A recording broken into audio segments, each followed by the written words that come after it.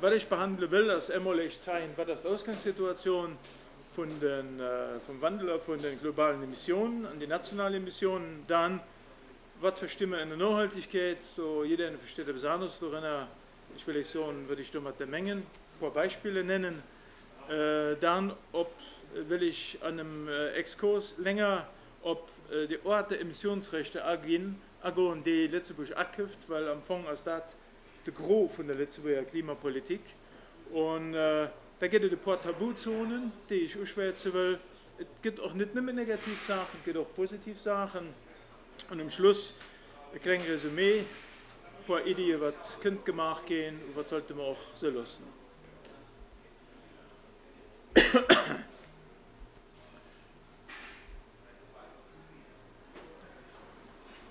Der Klimawandel ist da. Wir spielen hier nicht. Wir waren für 3 Jahre am Bangladesch, im Kader von dieser Aktion 180 Grad. Meine Gruppe Lützeburger gewesen, ist schon lange mit Shadu Charan Mondol geschwart, der am Gangesdelta lebt, an einem kleinen Häuschen direkt in einem Fluss. Über seine Situation haben wir hier berichtet. Apropos Berichte, ich habe auch noch 2 Ausgaben von dieser Zeitschrift Brennpunkt hier gelöst, die Kinder Mattholen zum Thema und noch 2 Zeitungsartikel zum Thema. Ich habe da länger mit ihm geschwart und wir haben 3 Monate später sind wir geworden, dass ein schwerer Wirbelsturm da war. Und ein bisschen später haben wir da ein Foto von ihm und seiner Familie geschickt, wo dann nämlich der Platz wie gleich steht, wo sein Haus zum 7. Mal überschwemmt und völlig zerstört gehen ist. Die Leute, viel Leid am Süden der Welt, für die ist Klimawandel ganz massiv, eine ganz akut lebensbedrohliche Situation, was mir ist an diesem Wohlstandskokon ganz selten klar machen. Aber wir sind der Hauptverantwortlich dafür. Wenn man die kumulierten Emissionen von Anfang von der Industrialisierung bis heute zählt pro Kap, dann sind eben die Industrieländer ungefähr für 70% von dem, was well oben in der Luft ist, und was der Klimawandel indiziert, verantwortlich. Das sind Vorfahren, Eltern, Großeltern, Urgroßeltern, Ururgroßeltern bis zu Eis hin. Und wir sind pro Kopf viel mehr verantwortlich wie die Menschen an den Entwicklungsländern. Und das schafft das große globale Ungleichgewicht. Die Menschen an den Entwicklungsländern wollen sich entwickeln. Sie haben ein materielles Vorbild, das ist leider so. Und, aber es sind ohne Strom 1,5 Milliarden an Leute, die immer noch mit Biomasse kochen, 2 Milliarden Leute ungefähr. Das ist ein typisches Bild aus dem Haushalt an Togo. Wir haben viele Entwicklungsprojekte, wir haben viel Gelegenheit, ist das sehr anschaulich anzugucken, an Bilder dort zu machen. Oder wir haben auch in Bangladesch Leute, die zu Fuß in Lasten, Drohnen erschläfen oder mit Rikschas und Fahrrad. Natürlich wollen die auch mit Benzin fahren, an emittieren. Wir haben ja 4 gemacht. An so ein Recht dazu. Oder anders das ausgedrückt, wir haben kein Recht hin, das zu verbieten. Und der Gegensatz zwischen Wunsch, sich zu entwickeln, wir nennen sie ja Entwicklungsländer, Menschen an Entwicklungsländern, und auf der anderen Seite die Verantwortung, die aber nicht so stark bei ihnen, sondern bei uns, an diese Vorfahren leid, das schafft die komplizierte Situation, wo alle Klimagipfel des Weltraums mehr oder minder scheitern oder sich verbeißen an den Nähen. Und den Unterschied gab zu Rio 92 festgehalten in dem Schlagwort Common but Differentiated Responsibilities and Respective Capabilities. Das heißt, Industrieländer haben am Vergleich mit den Entwicklungsländern unterschiedliche Verantwortungen und sind auch ökonomisch stärker für etwas zu machen. Und dann ist der Kehrsatz von der UNO-Klimarahmenkonvention, die am Kader von Rio 1992 verabschiedet wurde, an die auch an diesem Rio immer erst am Zentrum stehen. Darüber geht sich gekloppt, was ist das sehr konkret. Da wurde auch ein anderer Schluss noch gezogen, weil die Industrieländer die hauptverantwortlich sind, müssen sie auch mit der Bekämpfung vom Klimawandel den nicht die Schrack machen. To take the lead. Und beides ist an der Klimarahmenkonvention festgehalten. Und die Klimarahmenkonvention, ein Artikel davon, da haben wir das beschrieben, die ist die Basis für alle Klimapolitik. die hat die Basis gelöst, dafür, dass Länder gesagt haben, ja, wir müssen es zusammen tun, für einen gefährlichen Klimawandel zu vermeiden. Darauf sind und Länder, die erste Basis dafür, dass Länder sich jedes Jahr zum Klimagipfel treffen. Und auf dem dritten Klimagipfel haben sie das Kyoto-Protokoll als Umsetzung von der Klimarahmenkonvention entschieden, 1997. Wann Kyoto-Protokoll ausläuft, soll Ende von diesem Jahr auslaufen, so haben sie noch eine Verlängerung von 3 Jahren drübergehangen an Durban, weil noch die neue Struktur von dem Folgeabkommen noch nicht stimmt. Wann Kyoto-Protokoll ausläuft, Ende 2015, die Klimarahmenkonvention geht immer weiter. Der ist unterschrieben noch von allen Ländern, auch von Lützburg. Und nähergeschlagen trägt sich dort auch an einem Bild aus, wie man dann die Herausforderung, Bekämpfung vom Klimawandel umgeht. Das Ziel ist klar, es darf nicht mehr wie 2 Grad wärmer gehen. Mittlerweile seit der Mehrzahl von den Ländern, das ist schon zu gefährlich, es soll 1,5 Grad nicht wärmer gehen. Aber die Vereinbarung, die geltende Vereinbarung ist 2 Grad. Und das bedeutet, dass bis zum Mitte von diesem Jahrhundert die jährlichen Emissionen die Welt um 30 Milliarden Tonnen Treibhausgase leihen, dass die drastisch reduziert muss gehen um 80 bis 90%, sodass sie nicht mehr 5 Tonnen pro Jahr leihen sollen. Und das soll abgewählt gehen zwischen Industrie- und Entwicklungsländern.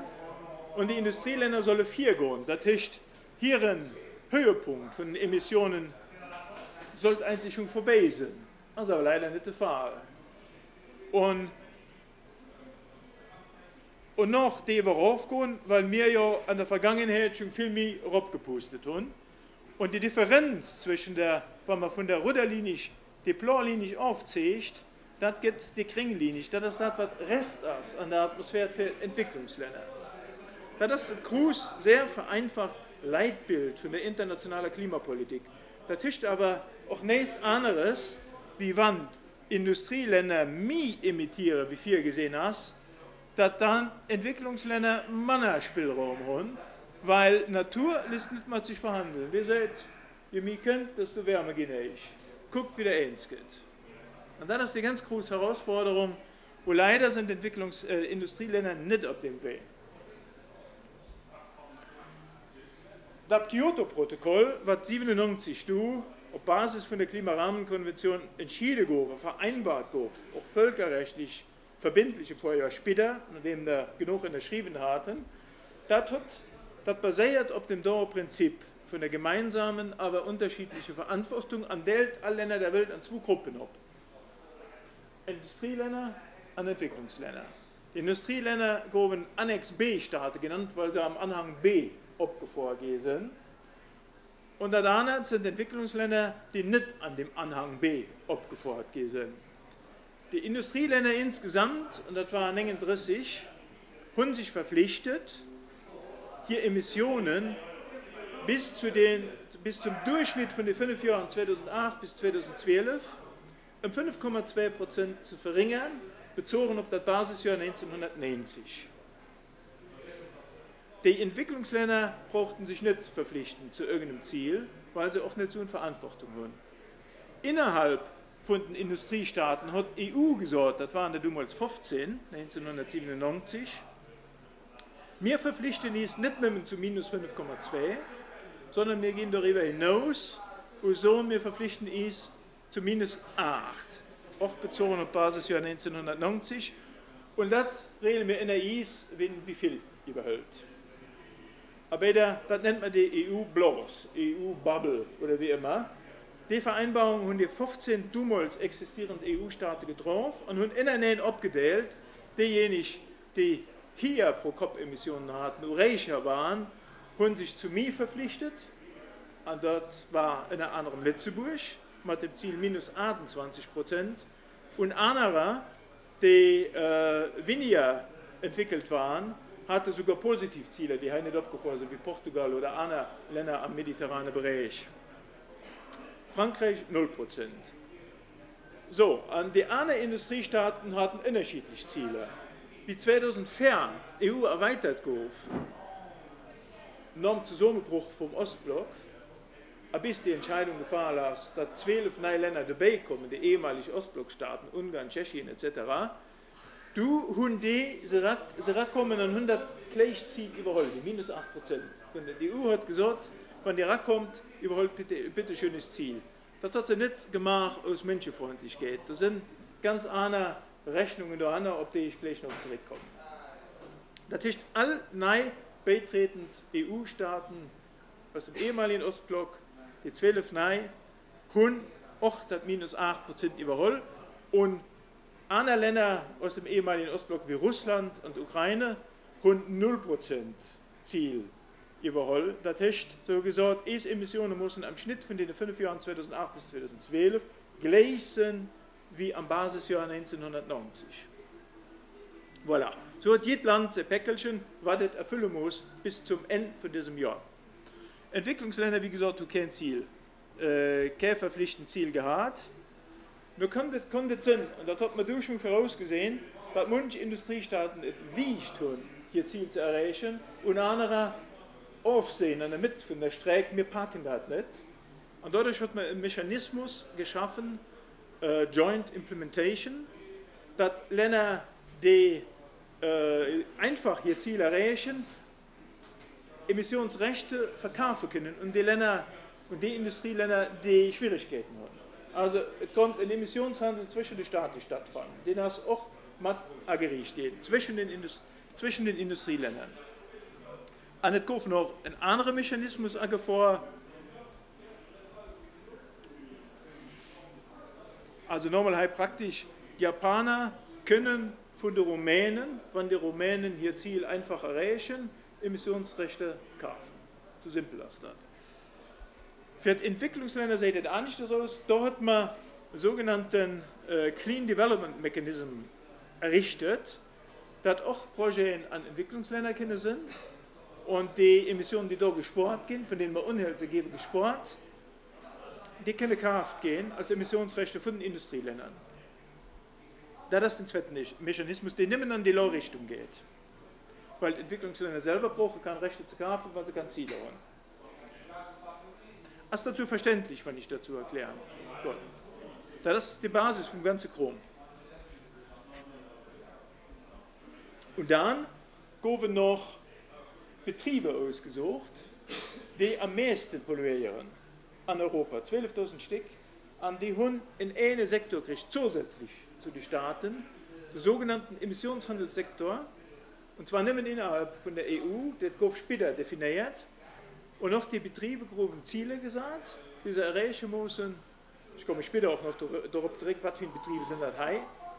Und sie können auch ineinander handeln damit.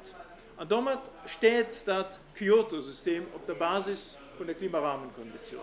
Jeder versucht, Senkziele zu erreichen, und zwar möglichst billig. Und möglichst in einem Schutz von der nationalen Industrie.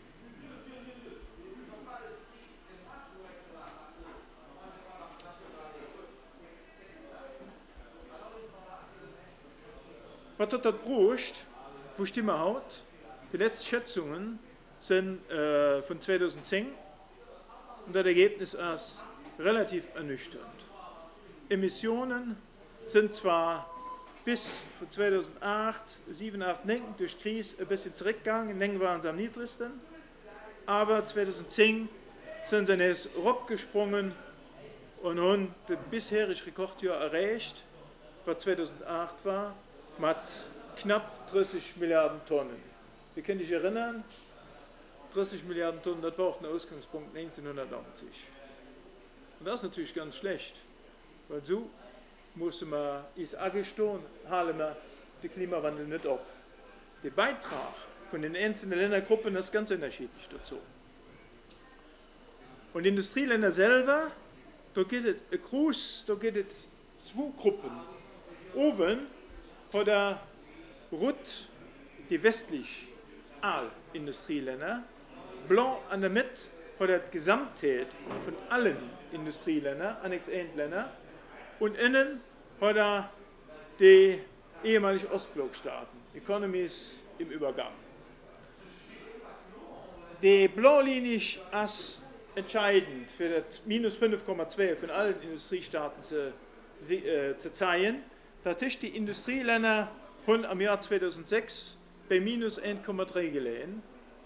Das ist sehr unwahrscheinlich, dass er bis 2012 bzw. Schnitt 2008 bis 2012 noch raufkommen auf minus 5. Wenn man die abteilt an die zwei Gruppen, und man guckt nicht mehr in die westlichen Industriestaaten, die Aalindustriestaaten, da sieht man, dass hier Emissionen sogar massiv gestiegen sind, obwohl sie sich ja verpflichtet haben zu reduzieren. Und der Wert minus 1,3 bis 2006 ist nicht mehr dadurch zustande gekommen, dass Ökonomien am Ostblock zusammengebrochen sind. Enorm Zusammenbruch von der Sowjetunion an dem Ostblocksystem. Das heißt, wenn man nicht mehr Zolle von den westlichen Industriestaaten guckt, also noch einigermaßen passabel, wenn man das aber genauer analysiert, das kann man auch noch viel mehr genau, auch nach Jahren analysieren, da geht die Sache sehr, sehr zweifelhaft. Ich komme später nochmal mehr an die Details der Europa zurück. Ich werde mal bei der internationalen Situation so stehen lassen, an ein bisschen auf Weißland gucken. Jedes Land, was Konventionen und Protokolle geschrieben hat, muss Berichte erstatten, sogenannte nationale Kommunikationen. Und daraus ist die Law von Lützeburg, was Lützeburg im UN-Klimasekretariat gemeldet hat, mit Zahlen bis 2008. Das ist der letzte Bericht, den Lützeburg reagiert hat, der 5. Bericht. Und da den zeigt die klassische Lützeburger Kurve. 1990 als Ausgangsjahr, Kyoto-Ziel als minus 28%, das ist die Dollinie. 1997 gab Kyoto-Protokoll festgelegt, der Lützeburg hat sich verpflichtet zu minus 28%. Das heißt, als Vertreter da, wo gesehen, da reichen wir spielend. Wir sehen ja schon da. Dafür haben sie das geschrieben, und der zweite Grund ist, weil die anderen hingesorten, die hat die höchste Emissionen von Eis. Wenn die höchste Emissionen hat, muss am meisten raufgehen. Das ist der Grund, das sind die zwei Gründe wofür Lützeburg Stadt ambitiös, wie immer gesagt, Ziel überholt hat. Das ist nicht ambitiös, sondern das spiegelt einfach die Realität wider. Danach ging es dann riecht bergab. Bis zum Gipfel ungefähr 2006. Du haben sich ab 2007 Unzeichen von der Finanzkrise bis 2009, das Minimum, gewiesen. Und nach 2009 geht es nicht so. Ich zeige nicht nur eine aktuelle Tabelle. Da ist quasi der offizielle Bericht von Lützeburg und UN-Klimasekretariat. Wenn man das ein bisschen mal noch genauer hält, guckt man innen auf die Linie. Ausgangspunkt 2000, 9.900, Endpunkt 2008, 12,5 Millionen sind das, Tonnen. Also, wenn man nochmal zurückguckt, das war 2000 und seitdem ging es immer noch ab.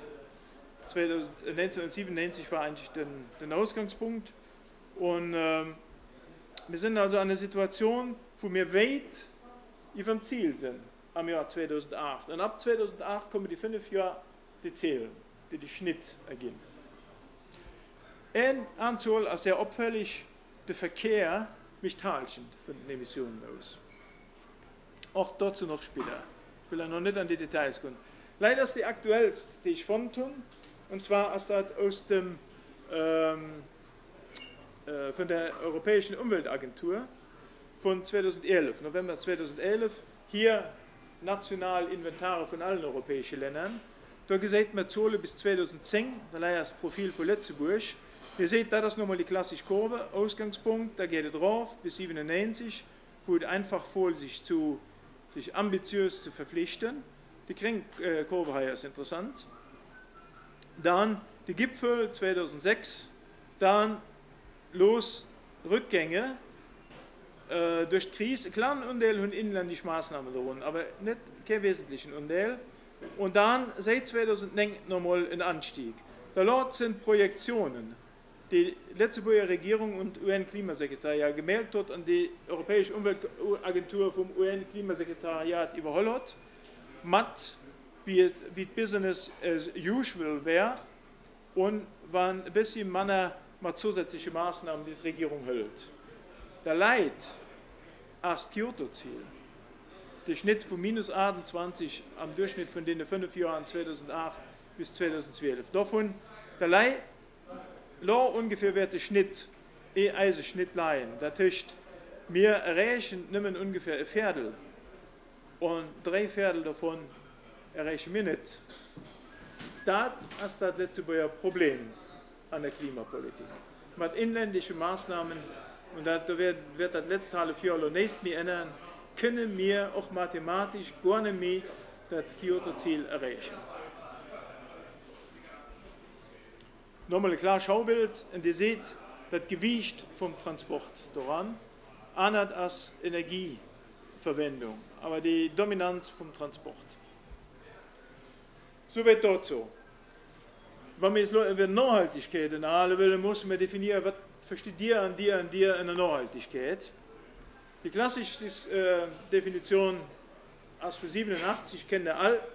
Nachhaltige Entwicklung ist eine Entwicklung, die den Bedürfnissen der heutigen Generation entspricht, ohne zu riskieren, dass künftige Generationen, also es kann er, ihre Bedürfnisse nicht mehr befriedigen können. Kennen wir alle die Definition. Wichtig ist, dass heutige Generationen nicht nur wir am Land sind, sondern alle Menschen und auch die künftigen Generationen. Bekannt ist das Bild vom Nachhaltigkeitsdreieck. Man muss die ökologischen Rahmenbedingungen, die die Natur setzt, respektieren. Man muss einen gewissen Wohlstand haben, den die Ökonomie schafft, und die muss gerecht verteilt sein, sozial ausgeglichen sein. Das ist das klassische Nachhaltigkeitsdreieck. Und nach der Definition von Rio, also die am Erdgipfel festgekloppt gehofen, als die Wetterentwicklung im deutschsprachigen Raum maßgeblich geprägt gehen von der Studie Zukunftsfähiges Deutschland 95 von BUND am Miserior, die das Konzept vom Umweltraum angefahren haben, die gesagt haben, also die haben das ein bisschen mehr präzisiert, die haben gesagt, die künftigen Generationen müssen Gleichrechte wie mir Haut, ob in intakten Natur haben, und weltweit jeder Mensch hat das Recht, die globalen Umweltressourcen zu benutzen, so und das heutige Generation mehr stark global betrachtet. Wir haben hier im Land am Jahr 1999 versucht, auf Basis von den vorherigen Diskussionen das umzusetzen, von 12 Thesen zur nachhaltigen Entwicklung in Lützeburg für eine zukunftsfähige Gesellschaft mit fairen Organisationen festgehalten. Und auch nicht gesagt, wir verstehen daran, dass Ressourcen nicht hier verbraucht gehen, also sich neu bilden, dass doch nicht mehr Stoffe und Umwelt aufgehen, wie die Ökosysteme verkraften können. Das gilt insbesondere für Emissionen, klimarelevante Emissionen, und dass ressourcengerecht zwischen Industrie- und Entwicklungsländern und zwischen Menschen innerhalb der Länder von oben nach innen verteilt gehen. Also wir haben den Gerechtigkeitsaspekt nochmal nie betont. Das war April 1999, und hier im Land, als die Debatten noch weiter vorgehen, der nächste Meilenstein war eigentlich der ökologische Fußabdruck vom Nachhaltigkeitsrat, den 2008 nicht gemacht wurde, mit Zahlen von 2005, die den Fußabdruck wirklich sehr flächenmäßig geholfen haben, wie viel Hektar brauchst du für zu leben, für den Wohlstand zu haben. Und wir in Lützeburg brauchen auf Zahlen von 2005 bald 12 Hektar, und was am Schnitt an der Welt das ist 2,6 Neng, und da das noch zu viel, was nachhaltig wäre, wäre 2 Hektar. Das heißt, wir leihen an diesem Ressourcenverbrauch 5 oder 6 Mal hier, wie insgesamt wir dürften. Wir verbrauchen mehr, wie es zusteht. Natürlich spielen dann, und das tun sie doch auch nochmal diversifiziert, spielen ran Transfrontalien, die hinkommen, schaffen, dadurch wird mehr Energie gebraucht und mehr getankt. Die fallen mit ungefähr 2 Hektar an Gewicht. Und auch der Verkauf vom Sprit, der dann teilweise außerhalb verkauft wird, die fällt mit 2,5 an Gewicht, sodass 8 Hektar übrig bleiben, was immer noch viermal mehr ist, wie es zusteht. Wir leben hier auf einem zu großen Fuß. So, das allgemein für uns zu situieren, wir verbrauchen zu viel, unser Lebensstandard ist zu hoch, wir müssen es mehr und das ist weder verallgemeinerbar für alle Menschen, noch können wir so garantieren, dass es über die gleichen Ressourcen können verfügen. Nochmal zurück zu der Basis, zu der unterschiedlichen Verantwortung und unterschiedlichen Möglichkeiten, etwas zur Lösung vom Problem beizutragen. Das geht immer wiederholt durchgekaut und unvermeidlich ist der Schreck für das zu quantifizieren, für zu sagen, so, wir haben Kyoto-Protokoll, wir haben Reduktionsziele, aber wir müssen das noch mehr präzise fassen. Und da gibt es einen Aussatz, den heißt the Greenhouse Development Rights Framework, das Recht auf Entwicklung im Treibhaus. Also wie kann man die große Konflikt zwischen dem Recht von den Menschen an den Entwicklungsländern, sich zu entwickeln, und dem beschränkten Umweltraum, wie kann man die quantitativ lesen, dass man sagt, die Chinesen haben so viel Recht, die Inder hat doch so viel emittieren, an dir Kongolese so viel, an dir Lützeburger so viel. An den Aussatz wurde entwickelt vom Stockholm Institute for Environment Institute, von der kalifornischen, vom Think Tank Eco-Equity, und wir haben mit hinten zusammen, Caritas und ASTM, da hat geklappt auf Lützeburg. Was ist das da für Lützeburg? Was als ein fairen Umteil an Basis von dem Aussatz ist, dass man sagt, die armen Leute dürfen sich entwickeln. An die Weltkonsumentenklasse, und zwar völlig unabhängig davon, ob sie an Lützeburg, an den USA oder an Dubai oder an Südkorea oder an Singapur leben oder die Elite vom Kongo sind. Die Weltkonsumentenklasse ist für das Problem verantwortlich und muss auch zu seiner Lösung beitragen. Und so haben sie gesagt, so, da muss man ernst eine Schnittstelle legen, ein Threshold, eine Schwelle, wo hier in die Armleite ab, und wo finken World Consumers an. Und sie haben das einfach definiert, ernst muss die auffinken. Sie haben gesagt, diejenigen, die mehr wie $20 den Tag verdienen, noch Kaufkraft am Land, also Purchase Power, diejenigen, die mehr wie $20 den Tag verdienen, ab da fängt die Mittelschicht am Süden an, die zählen wir zur globalen Konsumentenklasse. Und die drinnen sind, auch an den Industrieländern, das sind arme Leute, die haben ein Recht zu leben, die belasten wir gar nicht mit dem Problem. Die können hier Basisbedürfnisse befriedigen, während das andere, bei den anderen da fängt Luxusbedürfnisse an. Aber wenn man dann die Gesellschaft abteilt, bei dem Gini-Koeffizient, da kennt man zu Undelen von der Bevölkerung, die unter der Schwelle leben und die drüber leben. Den ist in Indien sehr hoch, das Land mit den meisten Armen auf der Welt, über 900 Millionen arme Leute. An die indische Konsumentenklasse ist klein, an China ist es schon wesentlich mehr groß. Die Breit, das sind noch die Absolutwerte, die dick. An den USA ist es viel mehr groß. Ihr könnt euch ausmalen, wo Lützeburg dann ist. Da geht es zwar auch noch ein Carmond, Leute auf der Straße, arme Leute, aber ganz wenig nehmen. Also hat jedes Land eine gewisse Kapazität. Das geht für die Kapazitätsberechnung geholfen. An daraus sagt man dann, misst man Verantwortung, die das Land hat für den Klimawandel. Und zwar die kumulierten Emissionen seit 1990 von der Konsumentenklasse in jedem Land. Ihr seht hier von den Vereinigten Staaten die kumuliert Emissionen seit 1990 insgesamt, aber die Armen an den USA, deren Anteil zählen wir nicht, auch die Basisbedürfnisse für die Reichen. Jeder muss essen und trinken und auf die Klo gehen, die gehen noch nicht gezählt, also die Grundbedürfnisse, nehmen die Luxusbedürfnisse. Ich vereinfache, weil es sehr stark, aber das Prinzip klar ist.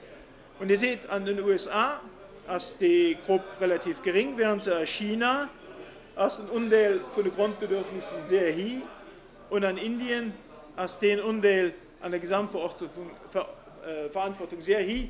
Was zählt bei der Verantwortung zur Lösung zum Klimaproblem beizutragen, sind immer die Krähensäulen.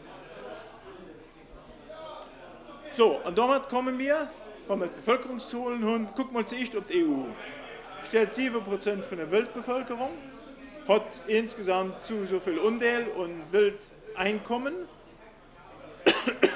Und das gibt die Kapazität, die ökonomische Kapazität zur Lösung vom Klimaproblem beizutragen. Das wird die EU gut Viertel von der Welt. Und von ihrer Verantwortung, nämlich die kumulierte Emissionen von der europäischen Konsumentenklasse, also ein bisschen mehr, also viel osteuropäische Arm Leid dran. Und wenn man beide Werte zusammenhält, ungefähr 50-50, kriegt man etwa einen Schnitt davon. Und das gibt den Index von der Verantwortlichkeit und der Fähigkeit von der EU zur Lösung von globalen Klimaproblemen beizutragen. Das kann man auch für jedes Land, kann sie de facto durchrechnen. Und für Lützeburg lädt den Hai, wir haben 0,7 Promille von der Weltbevölkerung, 1,5 Milliarden, aber sehr hier Einkommen, dafür ist Kapazität deutlich dort drüber, 12-fach ungefähr. Wir haben sehr lang, sehr hohe Emissionen, wo die de facto auch hier ist, und das geht am Schnitt ein Faktor, mit dem wir eigentlich einen Unteil berechnen können, mit dem wir zur Lösung von dem globalen Klimaproblem beitragen. Und wenn er das mit der Einwohnerzahl vergleicht, ist das der 10-fach. Das heißt, wir sind eigentlich 5 Millionen. Nicht 1,5 Millionen, sondern 5 Millionen. Das ist Gewicht am Problem und noch, was wir beitragen können zur Lösung. Das ist der Ansatz, den wir als ASDM und Caritas drin, mit dem wir auch an der Debatte immer auch mit der Regierung, mit der Verantwortlichen, das ist der Background, mit dem wir hantieren, weil das einzige Modell ist, was wir kennen, was zur globalen Solidarität und einer globalen Gerechtigkeit fährt, was nicht mit der Trennung zwischen Industrie- und Entwicklungsländern mischt, aber was ganz klar oben und innen sieht. Einmal, wie genau, okay. Und das führt natürlich zur heftigen Konsequenz für Lützeburg, weil das Gewicht geht aber einmal viel mehr wie die Vereinbarungen, die wir getroffen haben am Kyoto-Protokoll. Das hier ist die klassische Lützeburg-Kurve, 97 da rob, liegt rob, weil geht es in rob. Business as usual, auch von der Regierung so überholt, ging so viel rund. Das EU-20-Ziel bis 2020 als Kurve, das geht liegt drauf. Also ist ein Unteil da dran. Das EU-30-Ziel geht dann noch ein bisschen streng. An die GDR-Usat sagt, wir müssen kurz nach 2020 Emissionen auf Null rauffahren und dann noch negative Emissionen haben. Das ist natürlich Quatsch, kannst du gar nicht tun. Negative Emissionen. Das trägt aber nichts anderes aus, wie dass wir nicht nehmen an diesem kleinen Land für Reduktion sorgen müssen, sondern dass wir auch andere Ländern helfen müssen, hier Emissionen zu senken. Das ist das, was wir machen, überschreitet das Land, die Emissionen von diesem Land, wozu wir moralisch verpflichtet sind, sondern seht, wir müssen noch helfen, aufgrund von diesem Reichtum, aufgrund von diesen historischen Emissionen, dass andere Länder wie China, Indien hier Emissionen reduzieren können. Das ist nicht zu verwechseln mit Emissionsrechten, die kriegen wir nicht dafür, mit Emissionshandel. Das hat gar nicht damit zu tun. Überhaupt nicht. So. Damit kommen wir mit diesem Schengen-Modell zur Realpolitik hier im Land. Die sieht so aus, vergesst die ganze Krone da oben, das ist aus dem Klimapartenariat, ich war da in der Lenkungsgruppe, das sind da ganz viele Informationen von der Regierung an ihrem Hauptberater Everingmann kriegt, wie geht es für uns und wo sind die Einsparpotenziale. Und daraus ist der Ort, die sind hier innen geschart pro Jahr um 1,5 Millionen, am Schnitt von der Leithold 500.000 Tonnen pro Jahr. Wir leihen bei 11, 12 Millionen, an 1,5 Millionen, das schätzt die Regierung an ihren Hauptberater Everingmann. Das ist das, was wir hier am Land machen können, das geht über die 5 Jahre, die Relevanz für das Kyoto-Protokoll, 2,5 Millionen Tonnen. Entscheidend ist pro Jahr 1,5 Millionen. So, wo stehen wir hier? Nochmal hier, Blick zurück. Der erste Schnitt von 2008 bis 2012 bei Apple über 12 Millionen. 1,5 Millionen, schätzt die Regierung, können wir reduzieren, realistischerweise pro Jahr. Eine große Rest, das ist das, was wir heute nicht kennen. Und die Lösung ist Abkaufen von Emissionsrechten, nämlich 3,5 Millionen Tonnen pro Jahr was über die 5 Jahre 17,5 Millionen Tonnen geht. Nochmal zurück. Ja, da sind wir ungefähr 4 Millionen Tonnen über diesem Ziel. 1,5 Millionen Tonnen können wir erreichen. Und für 3,5 Millionen mussten wir leider Gottes innerhalb von der Phase vom Kyoto-Protokoll abkaufen. Das ist die letzte aktuelle Situation. Eigentlich das ausgedrückt kann man auch von der kommentierte European Environment Agency dazu an ihrem Report, den am Herbst 2011 erschienen ist, über Projektionen, wie geht es führen. An den echten Satz vom Executive Summary, at the end of 2010, the EU15 was on track to achieve its Kyoto target, but 3 EU15 member states, Austria, Italy and Luxembourg, were not on track to meet their burden-sharing targets. Also, 3 Länder, Österreich, Italien und Luxemburg, sind nicht am Weg, für hier Verpflichtungen anzuholen. These countries must therefore seriously consider further action to ensure compliance, in particular revising their plans on using flexible mechanisms. Also, diese 3 Länder müssen wirklich ernsthaft weiter Aktionen nachdenken, um hier Verpflichtungen zu erfüllen, insbesondere hier flexible Mechanismen, das sind Emissionsrechte zu nutzen, die wir denken. Das ist die Situation in alle für 4N vom Kyoto-Protokoll. Da die großen Teil, also 3,5 Millionen Tonnen Ackerhaft gehen, gucken wir mal ein bisschen genauer drauf. Denn das ist nicht die Klimapolitik. Nicht die 1,5 Millionen Tonnen, sondern die 3,5. Das ist das, was uns interessiert.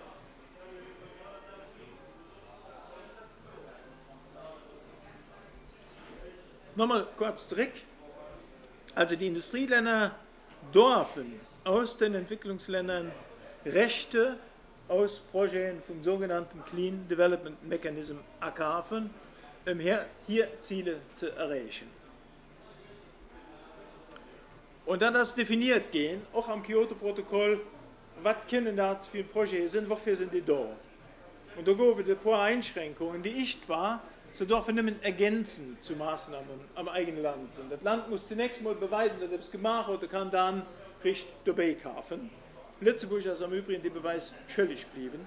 Es hat echt erkauft und du, dem UN-Klimasekretariat, berichtet, was es gemacht hat. Und dann seit den Artikel 12, die Projekte sollen einmal dazu führen, dass eine umweltverträgliche Entwicklung an den Entwicklungsländern stattfindet. Sie sollen dort zu helfen, aber sie sollen auch helfen, dass Industrieländer hier Ziele erreichen. Das stellt sich an der Praxis als ein Zielkonflikt dar. Schon am Jahr 2009, also mir ist halt immer komisch gehen, da habe ich einfach geguckt, also wir haben ein Massprojekt an allen 3 Kontinenten, an vielen Beziehungen da innen mit Partnern, habe ich einfach geguckt, wo kommen dann Emissionsrechte her? Wir haben die analysiert. Das habe ich keine Vision, die Suche der Stecknadel im Heuhaufen, weil man sich da natürlich von parlamentarischen Anfragen durchwurschteln muss und addieren muss. Finalement habe ich dann die Projekte zu Gruppen zusammengefasst. Ihr könnt die Studie raufladen, wenn ihr das mir verfolgen will, das ist auf dieser Website. Die großen Unterteil kennt das Wandenergieprojekt, was per se gut ist. Ein kleineren Unterteil, auch wichtig, kennt aus Mülldeponien, das ist auch gut. Und der nächste große kennt aus fossile Projekte, das ist kompletten Unfug. Ich gehe noch näher drauf an. Und ein kleinen Unterteil, das war 2009 aus Staudämmen. Den Unterteil ist drastisch gestiegen mittlerweile. Und ein Unterteil aus Senken. Senken sind Büscher, die Kohlendioxid durch Bäm abholen, über Photosynthese abholen und speichern. So, das gibt nicht mehr los in Überblick. Die haben 2009 immerhin insgesamt, also ein Großteil war erfangen, insgesamt 5 Millionen Rechte braucht. Bei jedem Fonds hat Lützeburg verschiedene prozentual Anteile. Und ja, das war das Bild 2009. schon einmal dann zusammengerechnet, die gaben Einzelprojekte, die wo Lützeburg Geld bezahlt hat für Emissionsrechte aus Einzelprojekten zu kriegen, die gaben an der Summe mit 50 Millionen Euro erkauft und 3,8 Millionen Tonnen Emissionsrechte gehen. Emissionsrechte rechnet man an Tonnen Kohlendioxid. Wenn sie aus Methan sind, mit Methan umgerechnet. Tonnen Kohlendioxid ist die Währung am Emissionshandel. Und zum Preis am Schnitt von 13 Euro pro Tonne. Und 2,7 Millionen Tonnen sind aus 5 Fonds, von der Weltbank, von der Europäischen Investitionsbank, Kirchberg etc. Gewesen, wo Lützeburg immer einen bestimmten prozentualen Anteil hat. Und insgesamt kauft das eben 2,7 Millionen Tonnen. Und an 2010 kommt dabei 4 Millionen Tonnen Warmluft aus Estland. Dafür sind 30 Millionen Euro bezahlt. Viel billiger. Also der Preis bei Einzelprojekten 13 Euro pro Tonne. Fonds sind daher, BDMI-Sicherheit 16 Euro pro Tonne. Und die neue Entwicklung ist heiße Luft aus dem ehemaligen Ostblock mit 7 Euro pro Tonne. Sodass Ende 2010 Lützeburg 10 Millionen Tonnen gekauft hat, dafür 124 Millionen Tonnen auf den Tisch gelöst hat, also ein Preis von ungefähr 12 Euro pro Tonne. Die gesunken ist, weil der Preis insgesamt in den letzten Jahren an Knie gegangen ist. Und 2011 haben sie auch Litauen, haben 16 Millionen bezahlt, da lassen sie Schätzungen. Kann ich nicht belegen, die Regierung sieht das einfach nicht. Man kann das auch über parlamentarische Aufrufe fragen, sie beantworten die Fragen nicht. Wie viel ist das genau? Da passt an dieser Demokratie N, und die Regierung das nicht mischt. Da kannst du nicht mehr über andere Quellen, Seeschigona kombinieren. Sodass man, also da kommen nochmal 2011 2 Millionen Tonnen dabei, die waren noch relativ billig. Und am Budget von diesem Jahr sind nochmal 50 Millionen dran, mit denen man zu den Preisen von Haut nochmal 8 Millionen Bay kaufen könnt. Sodass man also bis zum Ende von diesem Jahr insgesamt 12 plus 18, 20 Millionen Tonnen ungefähr können tun. Nochmal zum Vergleich. Reduktionsziel 29 bis 2012. Es müssen ungefähr 3,5 Millionen Tonnen pro Jahr beikauft gehen, weil die inländischen Maßnahmen nicht durchgehen. Da ist der Kaufbedarf an den 5 Jahren für 17,5 Millionen Tonnen. Das ist eben die inländische Reduktion, die geht nicht durch. Bis 2011 waren 12 Millionen gekauft gehen, da hat sich schon 2/3 vom Ziel. Und was noch mehr ist, durch Geld, was am Kyoto-Fonds dran ist, sind 8 Millionen Tonnen, sodass man 20 Millionen Tonnen nachkaufen kann bis zum Ende von diesem Jahr. Das ist also wie das komplett Reduktionsziel. Letztendlich hat die Möglichkeit finanziell durch den Kyoto-Fonds komplett das Reduktionsziel anzukaufen. Wen bezahlt der Kyoto-Fonds? Wo kommt das Geld her? Wisst ihr das? Ich glaube, ich verraten dir. Das ist meistens der Fall. Und die Staat Geld ausgeht, und zwar bei der Auto vor dem Tank. 2 Cent ob der Liter Benzin und 2,5 ob der Liter Diesel. Dir bezahlt das da. Das gilt, der Kyoto-Cent speist der Kyoto-Fonds. So, aber wahrscheinlich, ich kann ja wohl auch nicht mehr so wie, wahrscheinlich im Ende von diesem Jahr hast du noch Erfahrung von bisher, wird Lützeburg seine Verpflichtung zu 85 bis 90% durch den Abkauf von Emissionsrechten aufdecken. Ist das richtig? Ist das okay? Nee, überhaupt nicht. Denn das ist ein klarer Widerspruch zum Prinzip von der gemeinsamen, aber unterschiedlichen Verantwortung, weil als Land, da habe ich von anderen machen lässt. Die gibt nicht heil gemacht, sondern das wird gekauft. Entweder an Entwicklungsländern, und zwar der größten Teil, und das ist konträr zu der Klimarahmenkonvention, oder am Ostblock. Und das auch ein klarer Widerspruch zum Artikel 6, dass den Einkauf nicht zusätzlich zu inländischen Maßnahmen darf sind, zusätzlich supplementär. Das ist nirgends, leider Gottes, nirgends quantifiziert. Das ist ein großes Problem, weil UN-Klimasekretariat weiß, wenn wir das doch quantifizieren, da platzt ein Bomb. Da kriegen wir Huddel. Und also, als das vage, da kann man sagen, naja, man macht ja immerhin 10% daheim und 85% als zusätzlich. Grammatikalisch ist das nächste geht anzuwenden. So, Da geht es noch ein anderer Begriff von Zusätzlichkeit. Also, zunächst allein nicht quantitativ, das Volumen da zu sehen. Wir gucken wir aber noch ein anderes Kriterium an.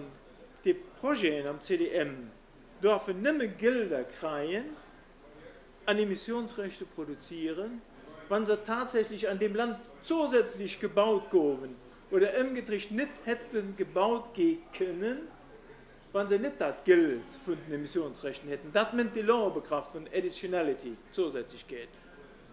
So, aber gilt es, Gruppen, die gucken sich das dann an und ich stelle fest, das ist eine Gruppe, die also auf Staudämme spezialisiert, insgesamt vom globalen Netz von NGOs.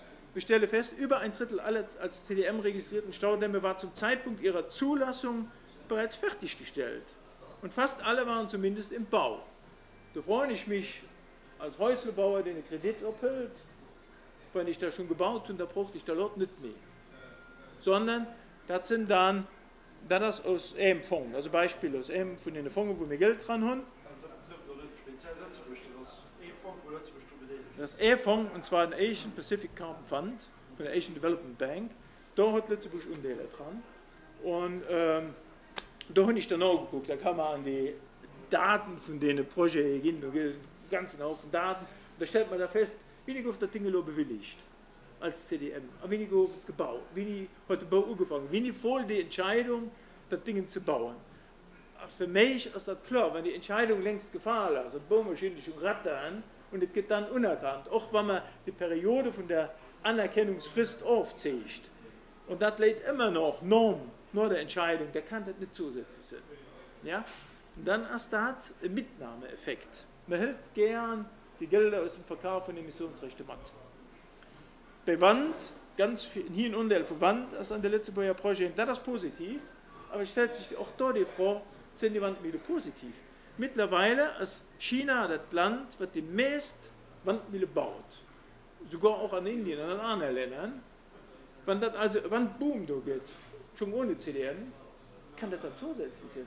Wie kann man dann argumentieren, an dem Land, das die meisten Wandmühlen auf der Welt baut, die Low-Wandmühle wird nicht mehr gebaut können gehen, durch die zusätzlichen Mittel aus dem Verkauf von Emissionsrechten. Da China hat die zusätzliche Vorteil, dass sie hier Preise festlegen, so ein bisschen in einer anderen Wirtschaftsform immer noch wie mir. Sie können da ganz viel drum drehen, viele Projekte sind genau aus dem Grund aufgelegt, weil sie da so, ja, der Strompreis in der Region ist niedriger und auf gemacht und dafür muss in der Region, so wird das sofort, geht alles. Generell, das sparen mich schon, das kommen wir zu weit. Also zu der Zusätzlichkeit gibt es viele Kommentare, viele Untersuchungen. Ein ganz Gruß vom Deutschen Öko-Institut. Sie schätzen die Zusätzlichkeit unwahrscheinlich oder fragwürdig bei ungefähr 40% von den Projekten aus. Das heißt, wir decken und probieren zu 85% das Reduktionsziel auf, durch den Acker von Rechten, aber innerhalb von den Rechten kommen wir auch nicht. Also großen Teil schlicht und einfach komisch. Da geht es zum Beispiel perverse Anreize. Auch, da ist auch ein Beispiel, ich habe das nicht abgeschrieben aus dem Fonds, einer von den Fonds, dass Gasfackeln, Gasauffackeln, weil mit Hilfe, das ist ein Joint Implementation Projekt in Russland, Sibirien, weil verhindert geht. Und eigentlich mit man im Umweltgesetz in Russland erlassen, dass das verboten ist. Das ist heißgiftig. Ich kenne das aus Ecuador, das ist höchst krebserregend. Das gehört ganz einfach verboten. Russland, Putin wäre blöd, wenn das verboten geht. Ihr sagt, nee, macht ihr ein Joint Implementation Projekt daraus, da verkaufen wir das als Rechte und wir bezahlen,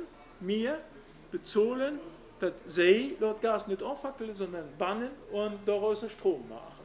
Was an der Sache richtig ist, aber die Frage ist das richtig, dass wir das bezahlen? Nee, das ist nicht richtig. Dann hat Lützeburg viel zu viel Unteile Senkenprojekte.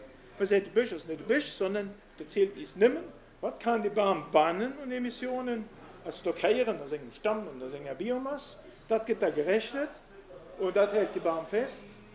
Das sind sogenannte Senken. Da haben wir viel mehr erkauft. Das waren am Anfang die billigsten Rechte, wie wir überhaupt dürfen. Das Limit ist auch festgelegt. So, damit kommen ich dann wenn ich die Zweifel, die an internationale Studien und verschiedene Projekttypen geäußert sind, wenn ich das umklappen auf das Portfolio, komme ich zum Ergebnis, dass, das war 2009, ungefähr ein Drittel Klimafalschgelder ist. Gefotelt, schlicht und einfach gefotelt. Die Verteilung ist auch interessant. Die meisten Projekte, das sind also, das Bild das haut gleich, sind in China, über Talschild. Und dann Indien, und dann Brasilien, dann Korea, das sind nicht die ärmsten Länder.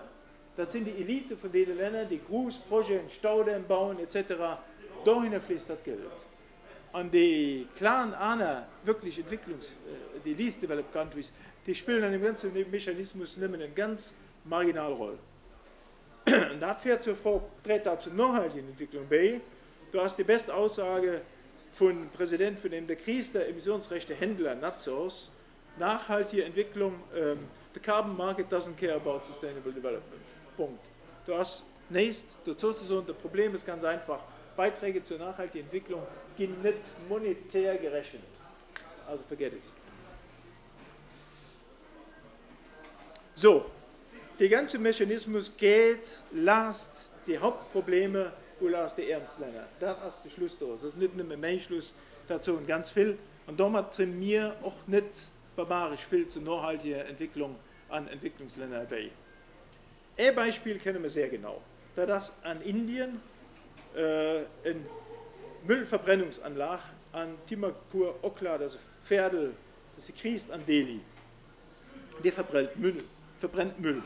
Aber wenn man Müll verbrennt, wird gesagt, wäre das besser, wie wenn wir die Müll aus Kohleverbrennung produzieren, an die Differenz gibt Emissionsrechte. Die war an einem Punkt dran, ist ein Carbon Fund. Und wir haben das ein bisschen verfolgt, weil wir gut Beziehungen zu Indien haben. Und haben darüber Müllsammler kennengelernt. Ich war am 4. März zu Ende, ich habe das Bild auf der Kieseldeponie von Delhi gemacht. Und Müllsammler leben davon, dass sie den Müll sammeln, trennen und eine Recyclingfirma verkaufen. Das ist hier Existenzbasis. Wenn der Müll verbrannt wird, verlieren sie hier Existenz, weil da dort alles verbrannt geht. Sie haben ausgerechnet, wie viel sie sparen. Und sie haben ganz stark opponiert gegen die Anlage.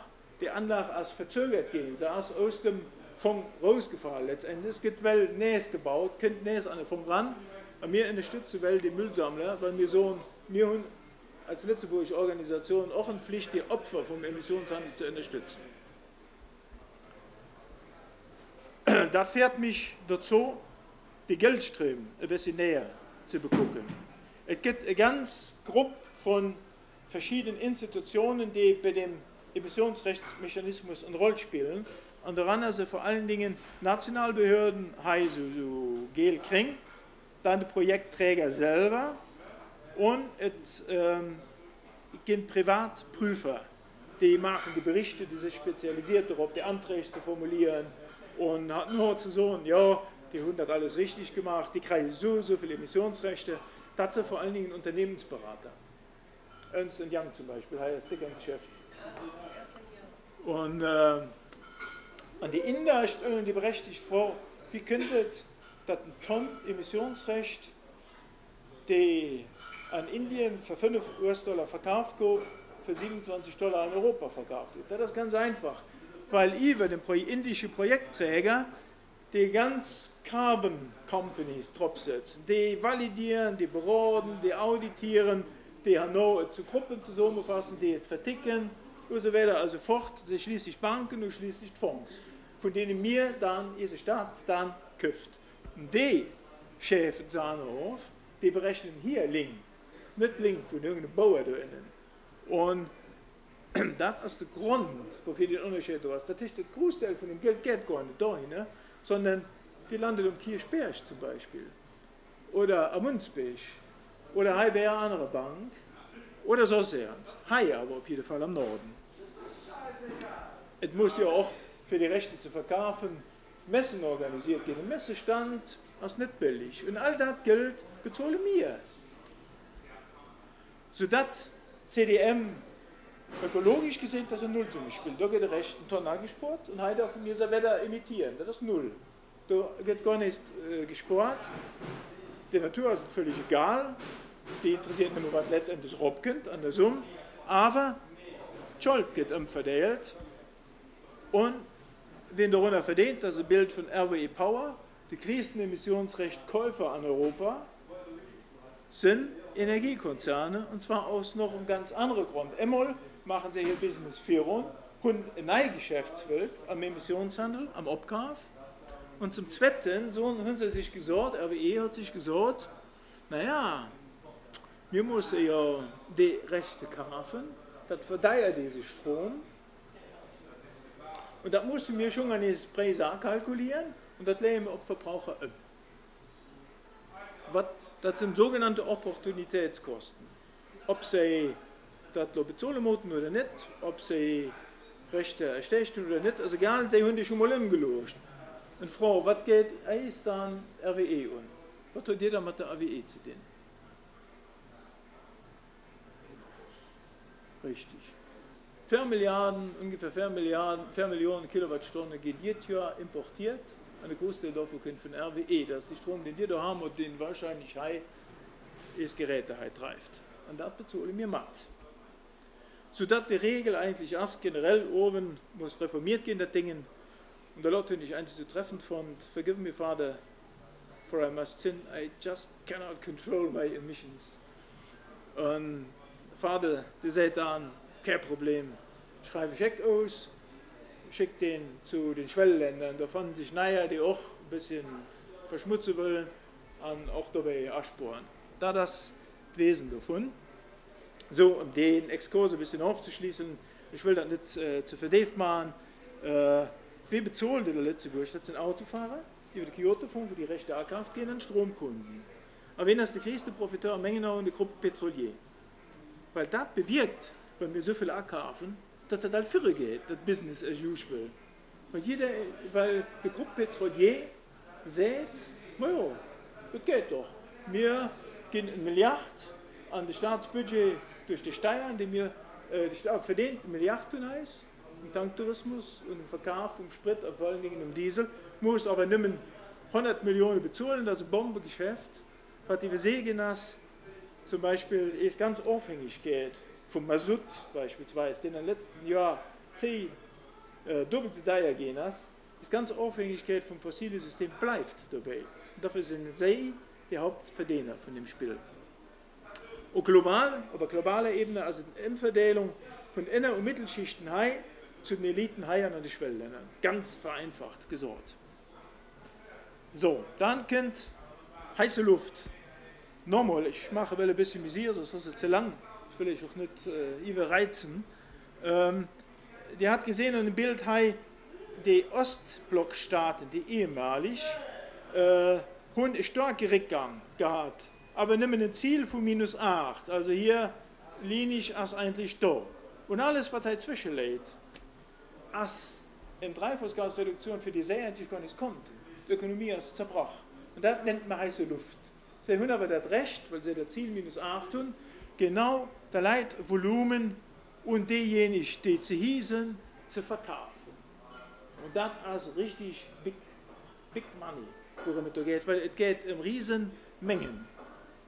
Russland hat aktuell ungefähr 6 Milliarden Tonnen heiße Luft. Ihr könnt euch den Preis, wie ihr erinnern, 6 Euro pro Tonne ungefähr. 30 Milliarden Tonnen, 30 Milliarden Euro als das Volumen.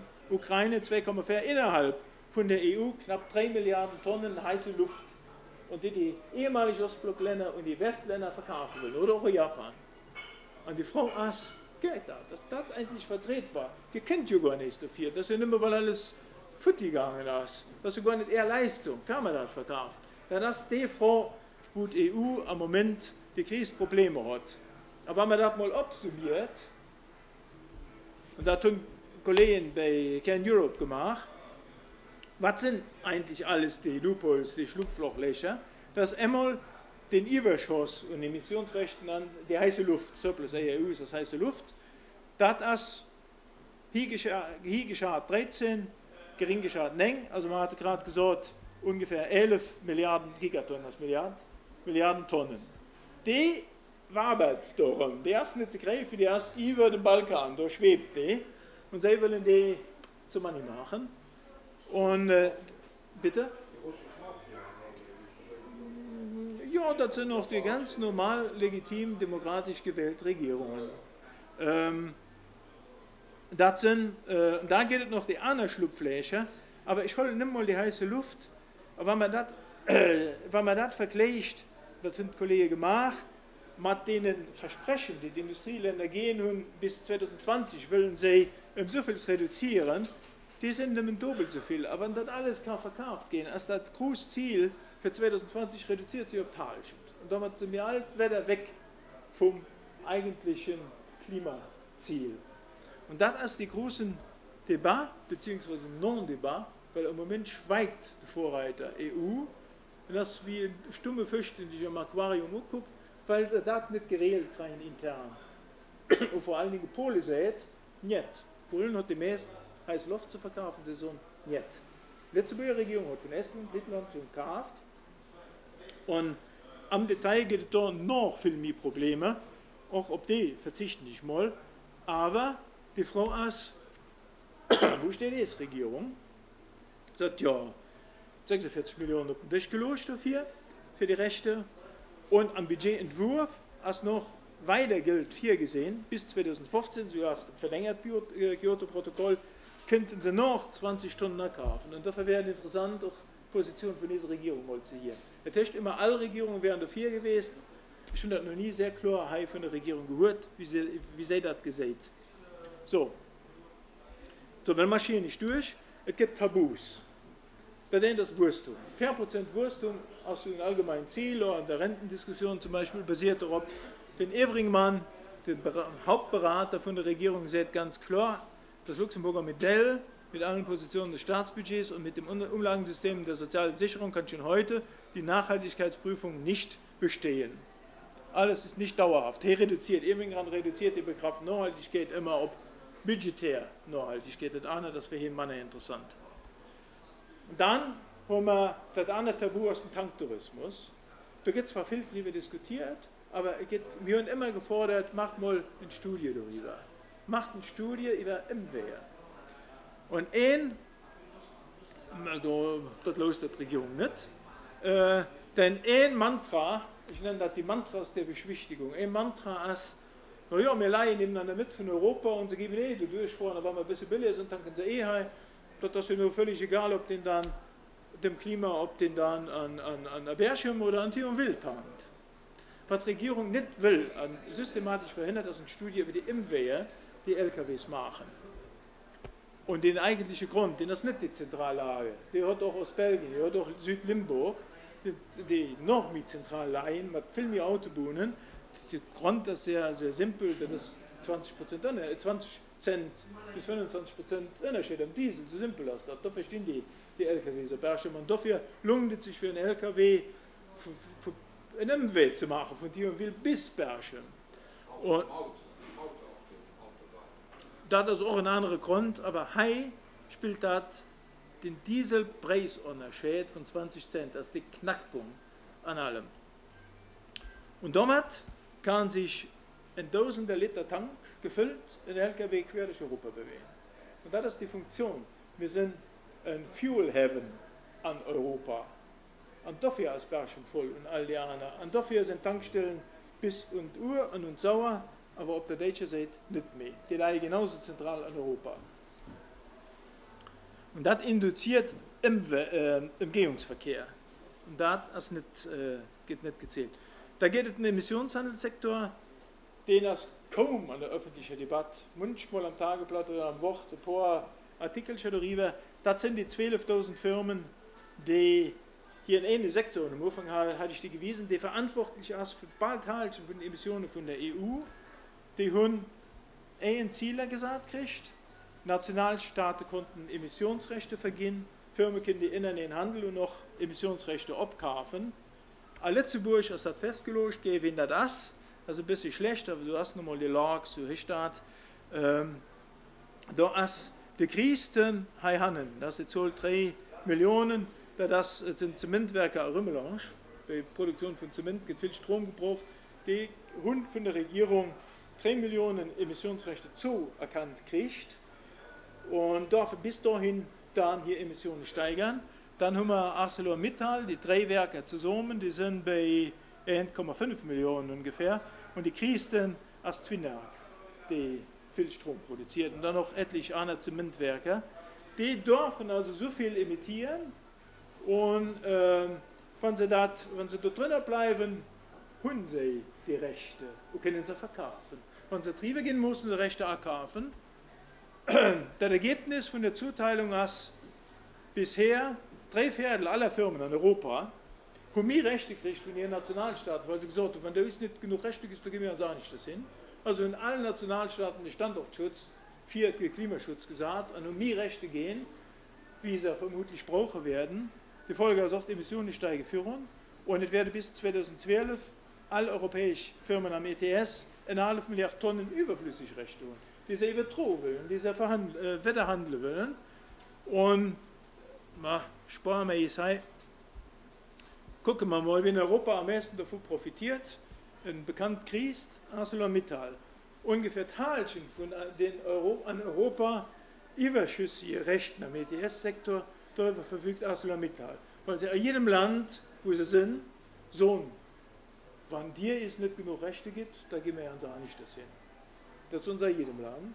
Und summieren das ab, und sie sind die größte Profiteur von überallozierten Emissionsrechten in Europa. Und da das Cash, richtig Cash, Wert ungefähr bis 2011 von 1,5 Milliarden Euro. Was ArcelorMittal hat, für nichts. Für gut nichts. Das vierte Tabu, da fand ich das nicht mehr. So geht es dem, wenn man auf der Website vom Nachhaltigkeitsministerium nur die Rechte guckt.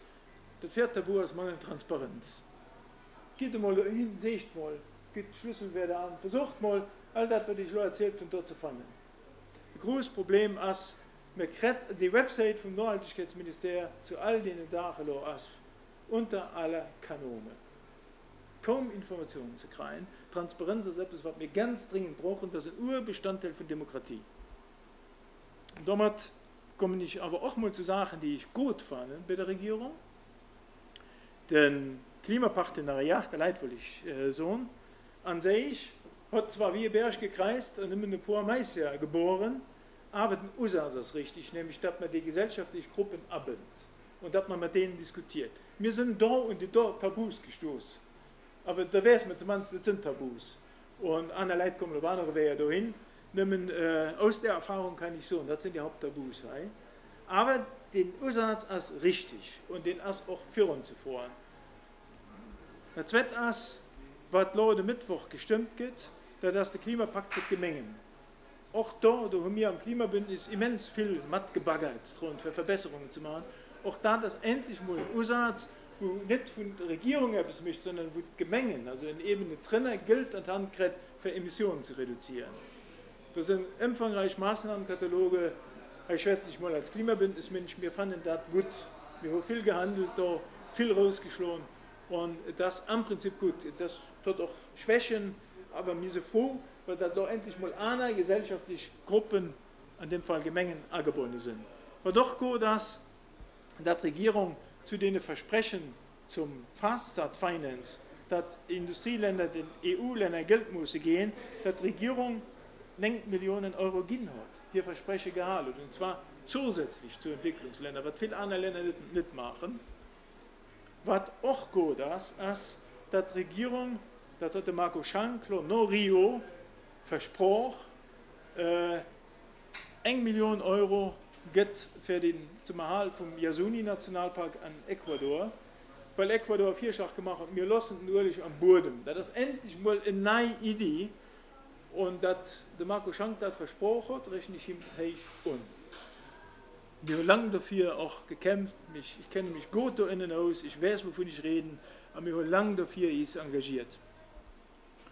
So, was muss gemacht gehen und damit komme ich zum Ende. Wir müssen generell Klimapolitik reformieren, müssen viel mehr hier am Land machen, so schwierig wie dadurch erschenkt. Nur genug Emissionsrechte, lass es mal abhalten, lass es mal die auf der Leicht holen. Also, was hat das bis Welt braucht? Wir sind Wellen Halle für enden. Die hat 4 gesagt, das muss mal evaluiert gehen. Jetzt jeder Betrieb oder jedes Unternehmen lässt sich mal monitoren, was erreicht, wo stimmen wir. Das erwarten ich von der Regierung, die dafür 120 Millionen Euro ausgibt. Das Kyoto-Komitee, was bisweilen Emissionsrechte angekauft hat, muss reformiert gehen. Auch wie es Mittel verwendet. Im Moment liegt das Projekt de loi um dich, da sind viele Kurzsachen dran. Das gibt noch nicht an der Chambre diskutiert, das an der leider aber um dich. Und da sieht man, dass der Kyoto-Fonds sich ändert, dass das ein guter Aussatz. Generell Transparenz. Null bisher. Mehr Transparenz und auch Wettervorrang von der Idee vom Partenariat, mehr gesellschaftliche Gruppen erbannen an das Ganze. Und ETS-Sektor vor allen Dingen Rechte verstehen. Das ist auch, was aktuell diskutiert wird. Die Regierung will mindestens gar keine Rechte im ETS-Sektor verstehen, weil natürlich Standort schot. Wir sollen am europäischen Netzwerk kennen, sie sollen alle verstehen. Denn das Geld brauchen wir für den Entwicklungsländern zur Hilfe und der Anpassung und Klimawandel. Für ist Pflicht generell, die nicht nur heißen, sondern noch den Entwicklungsländern zur Hilfe bei der Reduktion. Das braucht Geld. Aber wir klaffen Haushalten, wo die nicht viel Geld tun, das ist wichtig, die anderen Geldquellen umzuzapfen. An Versteigerung von Emissionsrechten ist da ganz wichtig. Die hat noch andere Quellen, aber die Versteigerung von Emissionsrechten und Finanztransaktionssteuer, das sind die Haupt, die mir auch als europäisches Netzwerk als am wichtigsten gesehen. Brauchmatte, fossile Subventionen etc. etc. Aber was wir nicht brauchen, ist eine Green Economy ohne Gerechtigkeitsaspekte, ohne Sozialfonds. So wie Isabella Rio als Puppand auferstanden ist, denn viel ist NGO-Partner am Süden haben gesagt, das wollen wir nicht. Wir wollen keine Monokultur für Senken oder Agrotreibstoffe. Das ist nicht gerecht, das ist nicht sozial. Das ist nicht mehr grün. Ein grüner Land geht nicht da. Und wir brauchen noch nicht ein weltweites System von verschiedenen Emissionshandelsmärkten. Da ist meine Horrorvision. Das ist nämlich, du brauchst alt mehr Emissionshändler, du musst alt mehr getauscht gehen in Emissionsrechten. Da bläst sich die Banken und Unternehmensberatungssektor ab, finden neue Geschäftsfelder für Klima, das ist null. Das ist null. Das brauchen wir nicht. Aber wenn wir das nicht wollen, dann muss man es auch ersetzen dafür. Also kommen wir nicht zu Rio, zu einem relativ nüchternen Ergebnis. Ich habe gar nicht viel darüber geredet, weil mir gar nicht so wichtig ist, natürlich. An der Einleitung, wie Programm habe ich geschrieben, 20. Geburtstage bieten stets einen guten Anlass zu bewerten, wie erwachsen und ernst zu nehmen jemand ist. Ein Schugist am Editorial von diesen Partnern an Indien, vom Center for Science and Environment, von Sunita Narayan gelesen. I returned to Rio after 20 years to better understand developments crucial for the future of the world. I came back saddened by realization that all these years people have grown up, but our leaders are still in kindergarten. Nochmal auf Deutsch, also noch 20 Jahre ist zurückgefahren, darauf, zu Niedern herein, für besser zu verstehen, was sind die Entwicklungen, die wichtig sind für unsere Zukunft. Und traurig, dass sie zurückkommen, für zu sehen und zu realisieren, dass an all den Jahren zwar Leute gehen sind und einfach Leid, aber ist Führer leider noch am Kindergarten geblieben sind. Aber wenn wir nicht wollen, dass das so kennt, muss mich engagieren. Da braucht außer mit parlamentarischem Druck, so wie das wir am bescheidenen Rom am Netzwerk Votum Klima machen, und es braucht auch parlamentarische Gruppen. Wir sind ganz viel außerparlamentarisch, aber es geht nicht nehmen zusammen, außer mit parlamentarischer Opposition plus parlamentarische Opposition, und das war für mich auch die Motivation, hier hinzukommen. Da soll ich mal lassen.